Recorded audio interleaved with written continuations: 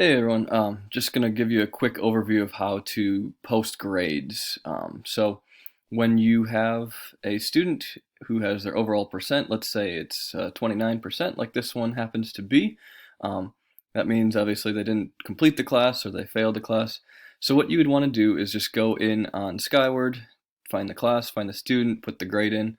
But then I don't know, tricky part, I guess, is figuring out how to get this F from an F to an N for incomplete or for no grade. So you're going to go into this options menu here, go down to where it says enter term 1 grade adjustments, and you're going to find the student who has a failing grade, and you're going to go over to where it says override and just click this drop down tab and switch it to the N for incomplete, and you're going to hit save. Okay, and then you'll see that it changed to an N.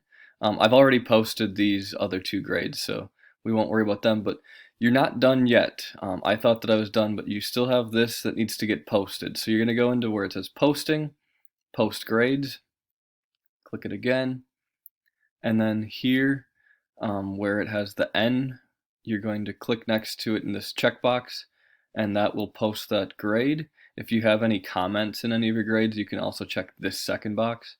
Um, and so you're going to want to do that if you have any students that you didn't post for yet. You're going to also check those boxes. Like I said, I already did post these. And then don't forget, if you have students that were dropped previously, you're not going to worry about them. You're going to leave them blank. Okay.